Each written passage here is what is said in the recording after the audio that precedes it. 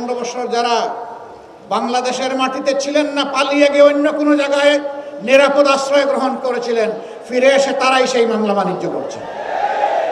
এই পর্যন্ত এই অপকর্ম যারা শুরু করেছিল তারাই অপকর্ম বন্ধ করে নাই। তাদের জ্বালায় অতিষ্ঠ সাধারণ মানুষ, ব্যবসায়ী, এমনকি ফুটপাতে যে ভিক্ষুক লোকটা ভিক্ষা করে তাও ওদের কাছ থেকে ছাড়া নেই। আমরা কি আমাদের সন্তানদেরকে বুকে নিয়ে জুলাই মাসে এই জন্য লড়াই করেছিলাম যে এখানে পুরাতন চাঁদাবাজের বদলে নতুন চাঁদাবাজের জন্ম হবে, মামলাবাজের জন্ম হবে, ভূমি দখলবাজের জন্ম হবে, ভূমি দস্যুদের জন্ম হবে? এই জন্য তো আমরা এই লড়াই করিনি, আমাদের সন্তানেরা এই লড়াই করেনি। আমাদের সন্তানদের দাবি কি ছিল?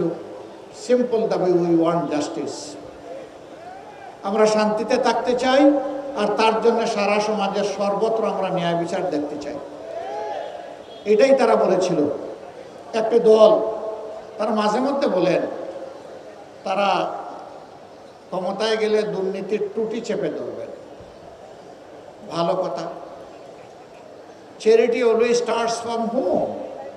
ভালো কাজ নিজের ঘর থেকে শুরু করা লাগে।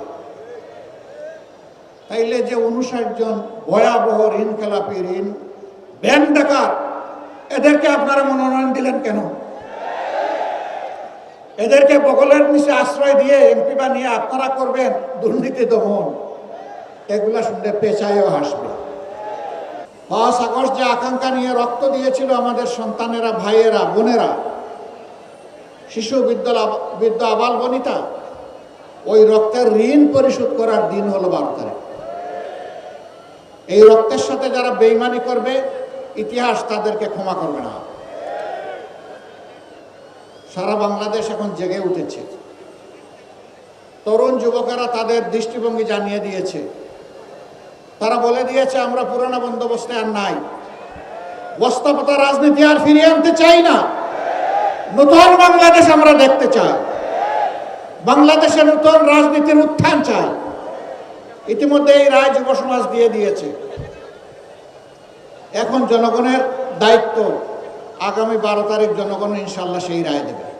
জনগণ দুর্নীতিকে লাল কার্ড দেখাবে, জনগণ চাঁদাবাজদেরকে লাল কার্ড দেখাবে, জনগণ মামলাবাজদেরকে লাল কার্ড দেখাবে, জনগণ দখলদারদেরকে লাল কার্ড দেখাবে, জনগণ আধিপত্যবাদের গুলামদেরকে লাল কার্ড দেখাবে। 10 টাকা শের ধরে চাল খেয়ে এখনো পেটের ভিতর গরম রয়েছে, ফাঁপা যায়নি। এখন আবার নতুন করে এই কার্ড সেই কার্ড, গাঁটে গাঁটে কার্ড। এই সব কার্ড হলো ভুয়া কার্ড। যেমন 10 টাকা দরের চালের আশ্বাসটা ছিল ভুয়া, এই কার্ডগুলো হইল সেই রকম ভুয়া।